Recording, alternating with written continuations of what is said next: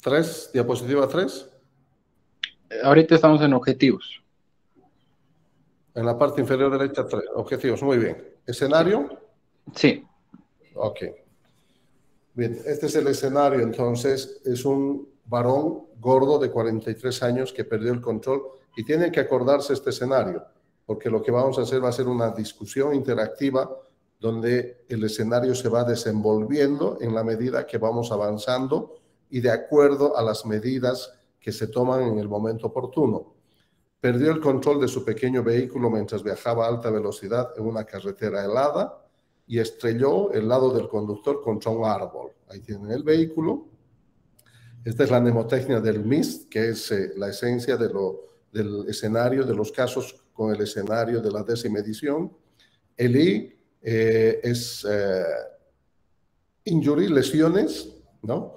No hay ninguno reportado. Signos y síntomas. El paciente está combativo durante la extricación, cuando lo están asistiendo los bomberos y la ambulancia. Y este personal en T, que significa tratamiento. Entonces, mecanismo de lesión, acá el mecanismo, injury, las lesiones, signos y síntomas, y T, el tratamiento recibido. Lo han colocado en una tabla espinal, una tabla espinal larga con restricción de movimientos, le han puesto un collar cervical y ventilación con bolsa máscara. En resumen, entonces tenemos un varón de 43 años gordo, accidente en un sector frío, con impacto en el lado lateral, el paciente combativo durante la extricación. Estos datos son fundamentales y qué es lo que se hace, ¿verdad? Entonces, en la parte derecha de la pantalla ustedes van a ver los detalles del caso en la medida en que va desarrollando la discusión interactiva. Vamos a utilizar preguntas de estímulo, que se llaman, para ir desarrollando, y este es lo interesante de este nuevo sistema. ¿Qué aspectos del mecanismo de lesión informado presentan un riesgo de compromiso de la vía respiratoria? Como primera opción, en el paciente con estas características. Y segunda pregunta de estímulo, ¿qué hallazgos clínicos sugieren un posible compromiso de las vías respiratorias? ¿Dónde está mi MIT?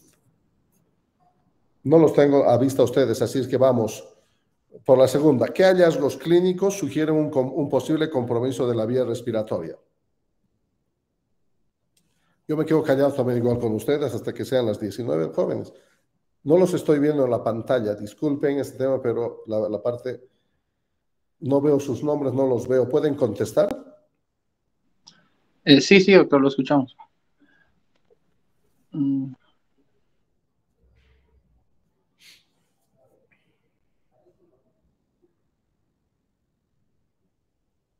Como verán, si el estudiante no tiene el conocimiento, no tiene el contexto cognitivo, es difícil de llevar adelante esto, ¿verdad? Porque el estudiante está esperando una conferencia absolutamente dirigida, donde solo él es el que habla y el resto escucha, y de lo cual va a quedar muy poco en la información para ustedes.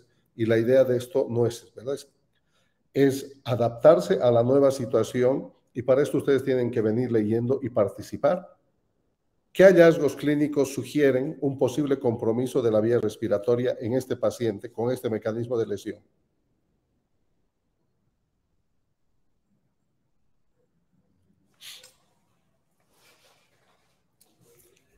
Bueno, producto del impacto, probablemente TEC, un traumatismo encefalocraneano, quizás una contusión torácica, ya nos va hablando, y el frío, ¿verdad? La nieve, nos habla de que el paciente está combativo durante la extricación, o sea, no colabora, eso te está hablando de datos de hipoxia, ¿verdad?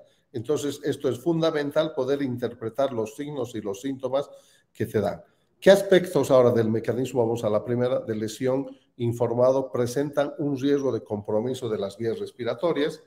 El mecanismo de lesión, el impacto lateral, las circunstancias y el hallazgo en ese momento, ¿no? Nos hablan de que el paciente puede tener un TEC y una contusión torácica que ponen en riesgo la vía aérea superior. Bien, continuamos con otras preguntas de estímulo. ¿Cómo saber si la vía aérea del paciente está permeable? ¿Cuáles son algunas condiciones del paciente que pueden contribuir a que sea una vía aérea difícil en la tensión inicial? Partimos por la segunda, que en los obesos en general la vía aérea es bastante difícil. El adaptar una mascarilla, y peor si es un paciente con sobrepeso, obesidad y barba, por ejemplo, el adaptar herméticamente una mascarilla y ofrecer una buena oxigenación es mucho más difícil en estos pacientes. El poder elevar el mentón, un cuello demasiado corto y dar una adecuada oxigenación es mucho más complicado. Y obviamente, ¿cómo saber si la vía aérea del paciente está permeable? En este paciente, el estado de combatividad nos dice que existe algún estado de entrada y salida de aire todavía, pero que no es la suficiente. El paciente está combativo durante la extricación, no hay la cantidad suficiente de oxígeno que él puede introducir a sus pulmones, y esto hace que el paciente esté irritado, esté combativo durante la extricación, y lo cual es sinónimo de hipoxia. Hay factores adicionales que pueden estar presentes en otros pacientes con trauma, ¿verdad? A la derecha seguimos todavía con los detalles del caso. Sí, indudablemente que sí, existen algunos otros factores en los pacientes que pueden condicionar la presunción de una vía aérea difícil. Estamos hablando en pacientes que tienen alteraciones a nivel del maxilar inferior, pacientes con obesidad, pacientes que tienen un cuello corto, un prognatismo, que van a dificultar el hacer fácil una vía aérea.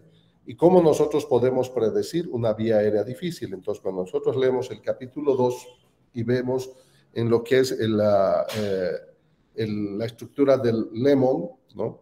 Donde podemos ver Luke, la M de Mallampati. En este gráfico ustedes pueden ver con bastante facilidad el hecho de poder definir con un grado alto de certeza la factibilidad o dificultad de una vía aérea, identificando 4 elementos anatómicos. Tenemos el paladar blando, acá se fijan, ¿verdad?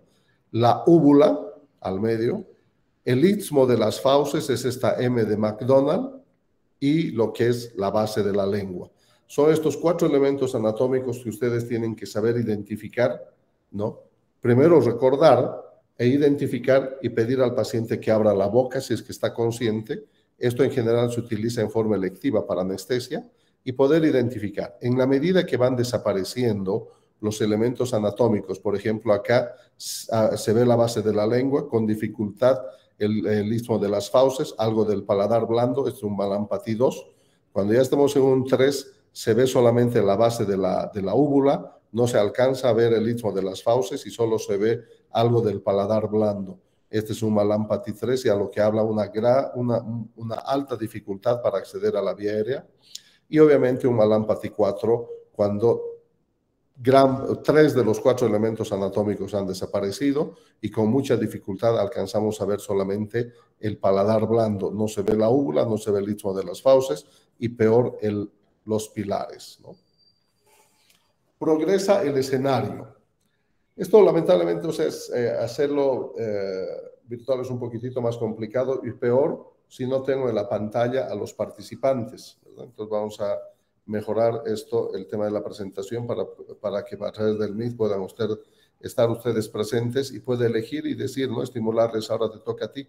Porque yo ahorita estoy ciego, no los veo a ustedes, solo estoy viendo mi pantalla, ¿no? Progresión del escenario. Entonces, llegando el paciente al servicio de emergencia, el paciente ahora está letárgico.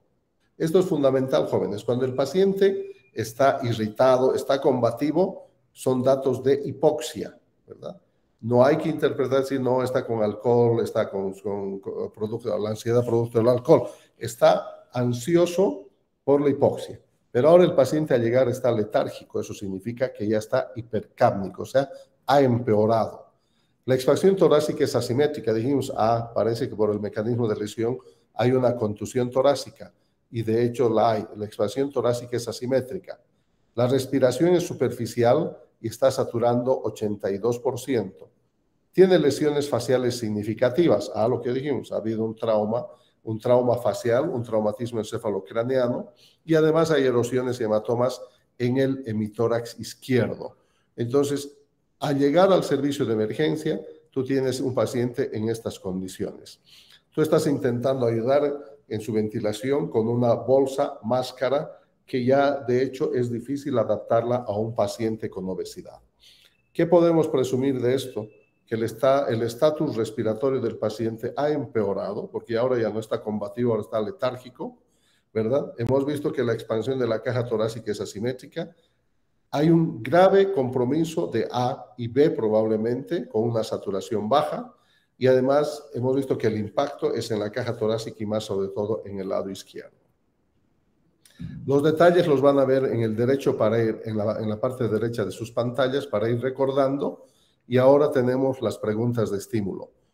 ¿Cuáles son los síntomas de una ventilación inadecuada? ¿Y cuáles son los signos de una ventilación inadecuada? Entonces acá estamos viendo lo que puede ser objetivo, el signo, y lo que es subjetivo, un síntoma, ¿verdad?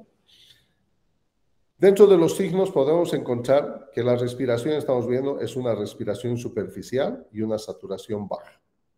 Vemos lesiones faciales significativas que están dificultando la respiración. Además, vemos una expansión torácica asimétrica, lo cual nos habla de una contusión, un traumatismo. Y en la parte de los síntomas estamos hablando de lo que el paciente está letárgico, esto asociado a una baja saturación. Estamos con un paciente que está con un grave compromiso de la vía aérea. Nos está diciendo que este paciente no va a hacer, porque tú estás intentando mejorar la ventilación con una bolsa máscara, acuérdense, bolsa máscara con bolsa de recirculación y oxígeno 10 a 15 litros por minuto, y sin embargo no hay evidencias de mejoría. Vamos a ver qué sucede. A la derecha nuevamente los hallazgos y cuáles son sus próximos pasos en la atención y qué equipo se requiere, indudablemente por el grado de compromiso respiratorio, ¿verdad? Entonces, esto es fundamental que vengan, actualización, no. Es fundamental que vengas leyendo el tema porque si no estás perdido, ¿verdad? Porque acá no hay desarrollo del contenido teórico al que estabas acostumbrado. Esto es una discusión interactiva donde en base a preguntas de estímulo vamos desarrollando en forma colaborativa, que es la colaboración, es un elemento central en la educación actualmente. ¿Cuáles son los próximos pasos en la atención? Tenemos que identificar el compromiso de la vía respiratoria y definir de que si este paciente va a mejorar con esta bolsa máscara o va a requerir una vía aérea definitiva.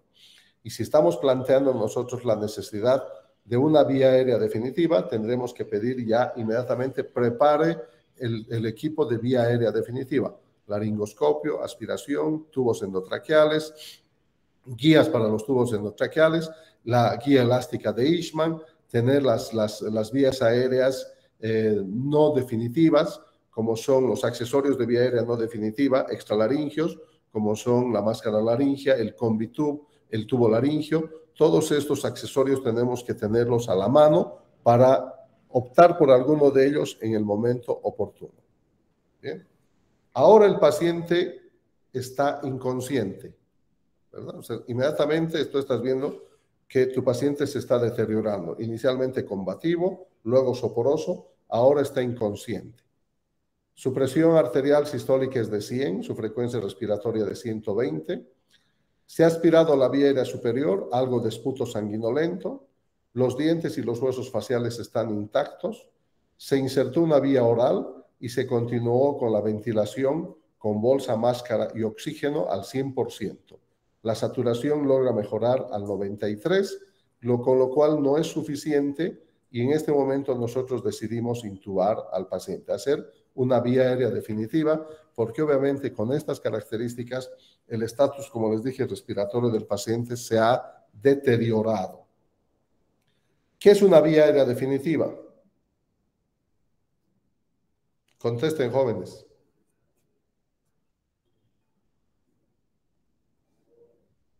Es un tubo conectado a la tráquea.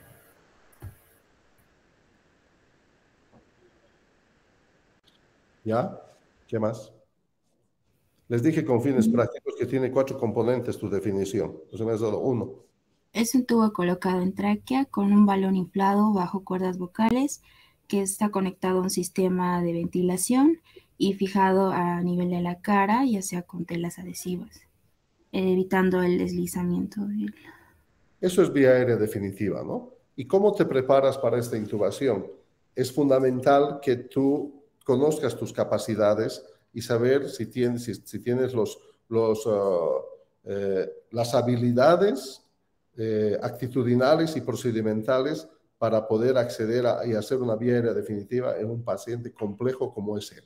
Entonces, ¿cómo te preparas? Tengo que tener todo el set de vía aérea definitiva, tubos endotraqueales, varón 7,5-8, aspiración, la guía elástica de Eastman, tener las máscaras laringeas, tubos, todos los necesarios, accesorios ya aprobados en la edición 10 y 11 de los accesorios supraglóticos no vía aérea definitiva y qué complementos se pueden usar durante la intubación. Entonces, para esto tendré, si no puedo intubar por la dificultad de la obesidad y no puedo acceder a una vía aérea definitiva orotraqueal, probablemente pueda recurrir a accesorios que ya están aprobados ahora, extraglóticos o supraglóticos, como ser la máscara laringea, como ser un combitub, y esto lo vamos a ir identificando de acuerdo a las condiciones del paciente. Y dentro de estos complementos están la guía elástica de Eastman. Es una fibra elástica que tiene una flexión en la parte distal de aproximadamente 30 grados, que cuando ingresa a través de la glotis, atraviesa la glotis, las cuerdas vocales, y tú ingresas en el lumen de la tráquea, esta puntita flectada anterior hace una especie de recorrido de un empedrado en el lumen traqueal por efecto de los cartílagos traqueales al pasar. Es un poco difícil entenderlo, pero esa es la idea. Y cuando tú tienes esta sensación, dejas instalada la guía elástica de Eastman y a través de esta introduces el tubo traqueal, orotraqueal en particular. Progresión del escenario. El paciente ahora está inconsciente, ya hemos visto en la parte derecha, su presión sistólica de 100, frecuencia cardíaca de 120. La vía aérea superior está esforzada, tiene dificultad, además tiene algo de esputo sanguinolento. Dientes y huesos faciales intactos, se le colocó una vía aérea oral con ventilación de máscara bolsa y oxígeno al 100% y logramos una mejora, una mejoría hasta llegar a la saturación al 93%, que no es satisfactorio para el paciente y se decide intubar. Progresa el escenario, esto es cuestión de segundos. Tienes dificultades para intubar al paciente, está dentro de las posibilidades. Vamos a recurrir a un accesorio extraglótico no vía aérea definitiva, como es la LMA, es una máscara laringea, pero lamentablemente por la gordura del paciente también es difícil de obtener un sellado adecuado, ¿verdad? Se realiza un intento con la guía elástica de goma de Eastman que tiene éxito, o sea, se logró pasar la guía y si has logrado pasar la guía, por acá vas a poder colocar el tubo endotraqueal. Colocaste el tubo endotraqueal con la guía y la oxigenación del paciente mejora porque ya tienes instalada una vía aérea definitiva. Entonces, si se dan cuenta, la toma de decisiones son críticas y tú tienes que tener todas las opciones de vía aérea definitiva, como ser los tubos endotraqueales de distinto calibre y las vías aéreas supraglóticas no vía aérea definitiva, como en este caso se utilizó una máscara laringea de adulto, pero que no logras hacer un sellado adecuado y recurrir a otro accesorio, como es la guía elástica de goma o de Eastman, que tiene, como fue exitosa, y a través de la guía se introdujo el tubo, llegando a intubar la tráquea. O sea, un tubo colocado en la tráquea con un balón inflado por debajo de las cuerdas vocales, y ya tenemos una vía para ventilar al paciente. A la derecha los datos y a la izquierda continuamos con el desarrollo de las preguntas de estímulo. ¿Cuándo está indicada una vía aérea quirúrgica? Segundo, ¿debería haberse realizado uno en este momento? Tercera, ¿hay algo que se haya considerado para la intubación antes de la descompensación del paciente? Entonces vamos por la primera. ¿Cuándo está indicada una vía aérea quirúrgica? Cuando no es posible acceder a una vía aérea definitiva por la vía orotraqueal, por la vía nasotraqueal, como les expliqué de inicio. Hay pérdida de las referencias anatómicas, hay hematomas en la base de la lengua que no nos permiten visualizar la glotis. En esos casos hay un trauma maxilofacial severo con pérdida de las referencias anatómicas. No va a ser posible. Y tú inmediatamente, como en la imagen de la primera diapositiva, ya sabes que esto es una vía aérea difícil, ¿verdad? Donde se está haciendo el intento de una intubación orotraqueal. Entonces, sí, en este caso, estaría indicada una vía aérea quirúrgica, pero me arriesgaría en un paciente obeso a saltarme las opciones de tubos de accesorios vía aérea no definitiva supraglóticos. No es una buena alternativa por la obesidad, porque probablemente el resultado sea peor. Entonces tenemos la opción acá, y como vieron, la máscara no fue la solución, la máscara laringea, pero se hizo un intento con la guía elástica de Ishman y logramos intubar. Entonces, si no tuviéramos estas otras dificultades y el acceso a estos otros recursos de vía aérea, de accesorios supraglóticos, no vía aérea definitiva, tenemos que pensar en una vía aérea quirúrgica, que sería la cricotiroidotomía por punción y la cricotiroidotomía quirúrgica. ¿Debería haberse realizado una hora? Considero que no, porque no es el paciente ideal para hacer un procedimiento de mayor complejidad, teniendo los recursos intermedios entre un tubo oro o nasotraqueal y una vía aérea quirúrgica. ¿Hay algo que se haya considerado para la intubación antes de la descompensación del paciente? Entonces recurrimos a nuestro caso, ¿no? El paciente con trauma, acuérdense, la nariz y los dientes están en su lugar, hay contusión y hematomas en el hemitórax izquierdo, hay asimetría en el tórax a expensas del lado izquierdo, el paciente ha llegado hasta el estado de inconsciencia, es obeso y es una vía aérea difícil. Entonces es fundamental de que el problema no solamente está en vía aérea, que al parecer además hay un problema en B, ventilación y respiración, porque a pesar de las medidas mejora, pero no en forma satisfactoria la saturación. Por lo tanto, esas erosiones y contusiones probablemente nos hablen de un neumotórax, un hemotórax. La evaluación clínica rápida nos va a permitir identificar y haber considerado una complicación asociada por el trauma torácico. Continúa el caso. Después de una intubación exitosa gracias a la guía elástica de Ishman y los medicamentos, ahora los signos vitales son frecuencia cardíaca de 120, presión arterial de 90 a 30 y la saturación bajó a 70 nuevamente. Y los sonidos respiratorios están disminuidos en el lado izquierdo. Entonces esa pregunta de estímulo, de acuerdo al mecanismo de la lesión, las erosiones y hematomas en la parrilla costal izquierda, me estaban dando a entender que hay algo más que no solamente era un problema de A en el paciente. Parece que además este paciente tiene un problema en B y estamos en cuestión de minutos cómo se va deteriorando el estatus respiratorio y ventilatorio del paciente. ¿Qué opinan de los signos vitales y el estado actual del paciente? Son muy indicativos de un bolet costal, doctor, que tal vez está provocando un hemotórax de tensión. ¿Ya? ¿Qué más? Tal vez está entrando en shock hipovolémico. Sí, también puede ser un hemotórax. Pero definitivamente que después de una intubación exitosa asistida por medicación, no hemos logrado mejorar en forma satisfactoria la saturación y nuestro paciente se está choqueando. Y el compromiso del estatus hemodinámico no necesariamente refleja hipovolemia. Tenemos que tener en mente, pero probablemente acá haya un compromiso mediastínico por algo que está incrementando la presión en el hemitórax izquierdo. Los sonidos respiratorios están disminuidos en ese lado. Esa es la información que tienes en trauma. No puede, y no tiene hipersonoridad la percusión, con lo que tú tienes que tomar una decisión. Y la decisión en este momento, este paciente tiene un neumotórax, llamen a rayos y preparen el tubo que vamos a colocar, un tubo pleural y antes de eso voy a colocar una aguja en el segundo espacio intercostal, línea medio clavicular. Esa era la conducta hasta la 9ª edición. En la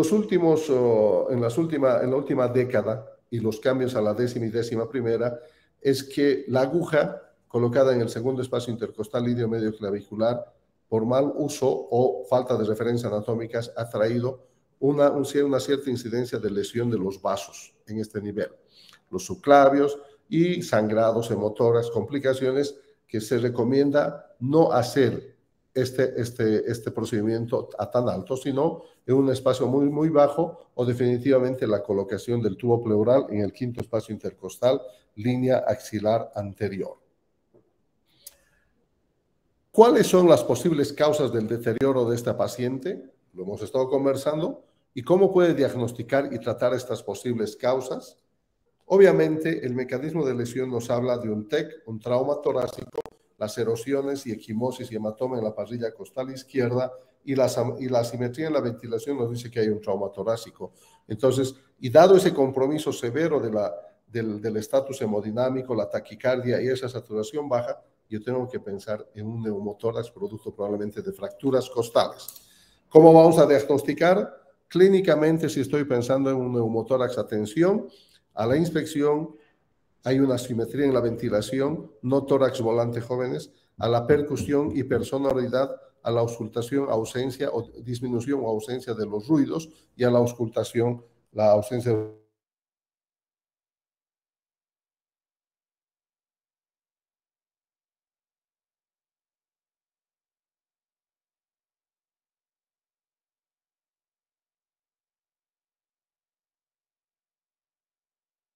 aguja en un espacio menor y preparar y colocar un tubo pleural en el 5º espacio intercostal. Miren, ya estábamos preparando todo y el escenario del caso va hacia la conclusión. Se descubre intubación bronquial del tronco principal derecho. ¿Se fijan? Los signos vitales del paciente vuelven a la normalidad y la evaluación o la revisión primaria se completa. Volvemos a lo que es anatomía. A seguir de la tráquea, se divide en el bronquio fuente derecho e izquierdo.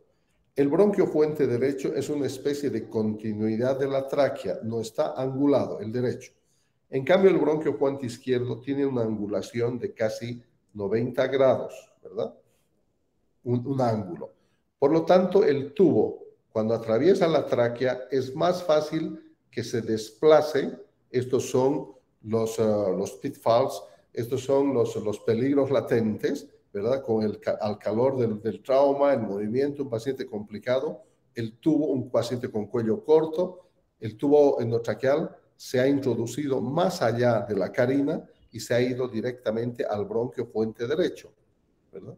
Entonces, en la radiografía se ve que el tubo está ahí y solamente esto que condiciona es una especie de intubación monobronquial y el paciente solo está ventilando con el lado derecho. Hay un aumento de la resistencia en la respiración y la solución es ultra sencilla. Vas retirando, ¿no?, unos 2 a 3 centímetros el tubo endotraqueal hasta que quede por encima de la carina, con lo cual los signos vitales del paciente vuelven a la normalidad.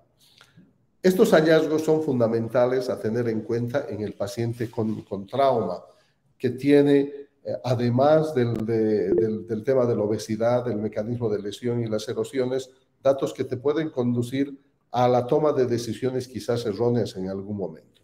Lo importante de esto es que ustedes saben que las 2 radiografías básicas que tenemos que tomar son una radiografía de tórax y de abdomen, y en la radiografía que se toma se identifica una intubación monobronquial del bronquio fuente derecho. Preguntas.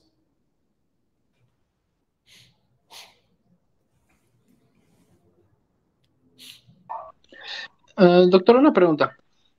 ¿No habíamos visto la asimetría torácica antes de la intubación endotraqueal?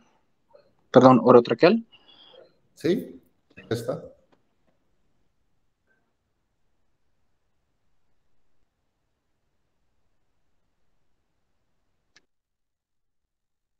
Ahí está. Expansión torácica asimétrica.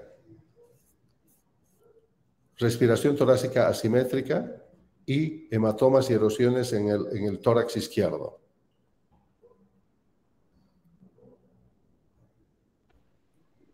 Sí, entonces, perdón, pero eso personalmente me hace sospechar de, como le dije, un bolet costal, una costilla que se ha roto y tal vez ha perforado el pulmón, ¿no? Sí, también está dentro de las posibilidades más. ¿Qué es bolet costal? Eso es lo que le dije. ¿Qué es bolet Una, costal? una, una fractura de una costilla y esa costilla rota. Ah, Eso no es tórax volante joven, ¿no? Esa es una costilla fracturada nada más. El tórax volante es la presencia de más de 2 costillas fracturadas en más de 2 lugares en la misma costilla. ¿Entiendes? sí, tiene razón, doctor. Está fracturada la costilla 4, 5, 6, 7 y 8 y cada una fracturada en 2 o más lugares, lo cual condiciona una respiración paradojal que es clásico del tórax volante, ¿no? El bolet torácico que tú estás diciendo.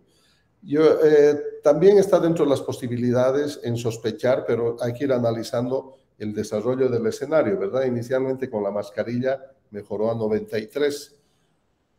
Hay un trauma torácico que sí nos obliga a pensar definitivamente en un neumotórax de distinta magnitud, ¿verdad? Y obviamente uno de los anexos de la revisión primaria son las radiografías de columna cervical, tórax y pelvis que se toman en ese instante y nos vayan a ayudar a aclarar nuestra duda cuando nuestro paciente se descompensa y la enfermera te dice el paciente se está descompensando, ha bajado la saturación a 70, la frecuencia cardíaca está en 130 y ahí tienes que otra vez decir, o esto es un neumotórax, atención, o qué está ocurriendo. ¿Tienes la radiografía? Sí, aquí está la radiografía.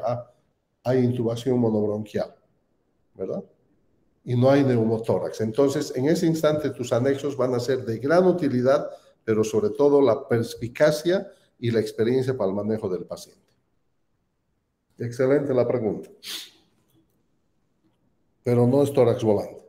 Son 5 en el capítulo 4 vamos a hablar de los 5 tipos de lesiones traumáticas de tórax que ponen en riesgo la vida del paciente y que tenemos que saber diagnosticar durante la revisión primaria. Está bien, gracias, doctor.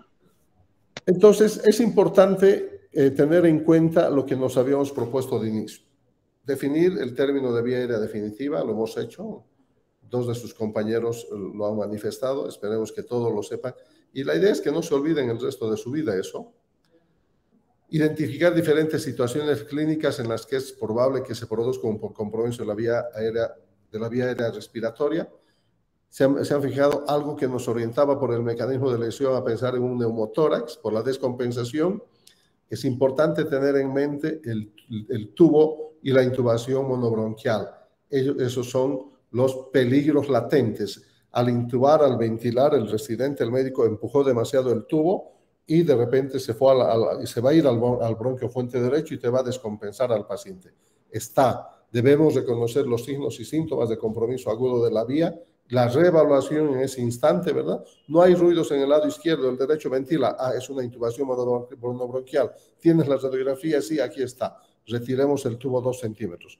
Determinar los factores que pueden conducir una vía aérea difícil, ya lo hemos dicho, pacientes obesos, con barba, que tienen prognatismo, un cuello corto. Aplicar el algoritmo de la vía aérea en un caso que involucre a un paciente con vía aérea difícil. Acá tenemos lo que es la mnemotecnia del lemon y el malampatí como el componente M del limón. Hemos definido vía aérea definitiva. ¿Cuáles son los puntos claves de aprendizaje y a no olvidarse? Tareas para la casa. Una de las prioridades siempre es reconocer una vía aérea comprometida. Es fundamental en base al mecanismo de lesión, los hallazgos clínicos del paciente. Todos los pacientes traumatizados necesitan oxígeno suplementario. No se olviden, mascarilla de oxígeno con bolsa de recirculación de 10 a 15 litros por minuto. ¿Se puede predecir el riesgo de compromiso de las vías respiratorias y el manejo difícil de las mismas? Sí, con la mnemotecnia del limón y el malampatí, siempre en el contexto del mecanismo de lesión y la clínica. Las alteraciones del estado mental, esto es un mensaje fundamental. Agitación, agresividad, confusión, hasta obnubilación puede indicar la necesidad del manejo de las vías aéreas respiratorias. Indudablemente que sí.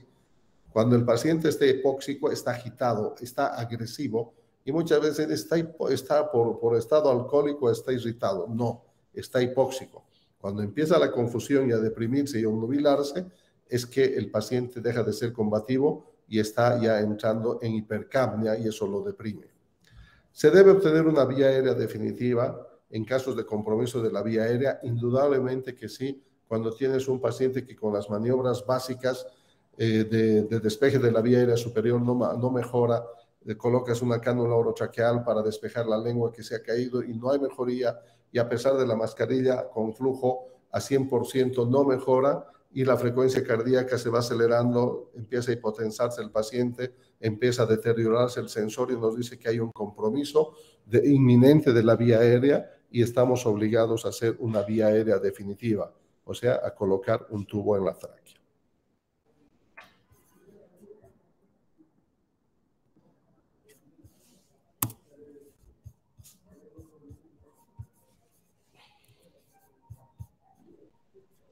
Doctor, Preguntas, díganme, jóvenes. sí, una preguntita más. ¿Cómo podríamos saber, en el ejemplo de este caso, que hemos puesto mal la vía o que la vía se ha entrado al bronquio derecho sin un examen de imagen? Por la clínica y teniendo en cuenta siempre el hecho de el MIT, aquí está.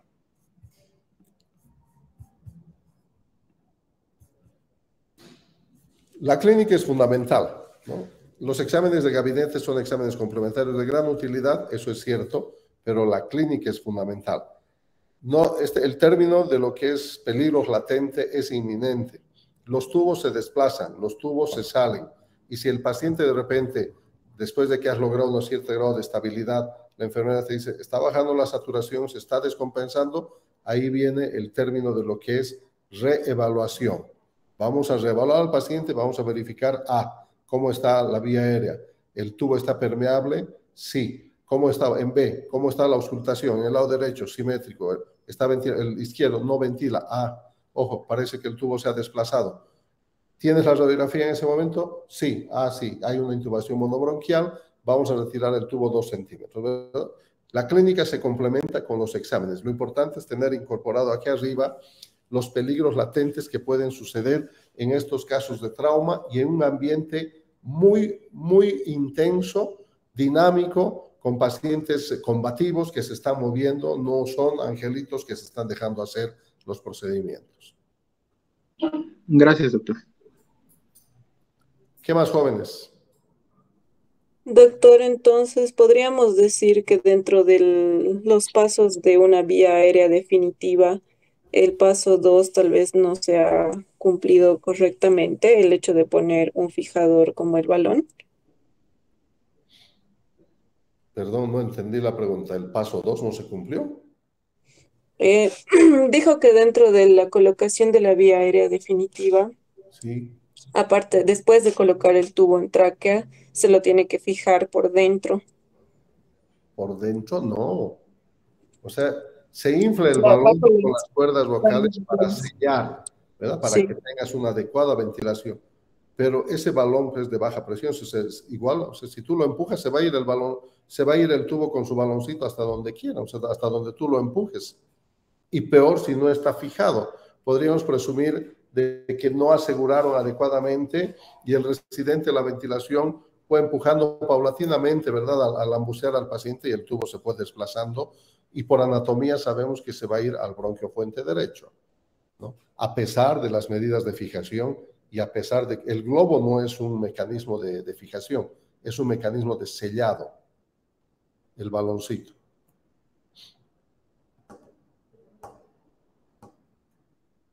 ¿Qué más, jóvenes? Mañana vemos el capítulo de shock y dependiendo de la participación está la posibilidad de que podamos ver Stop the Bleed, parar el sangrado como algo, es un plus de shock que no está normalmente incorporado a esta clase, ¿no? Nos vemos mañana. Si no hay más preguntas, buenas noches. Nos pasamos con 5.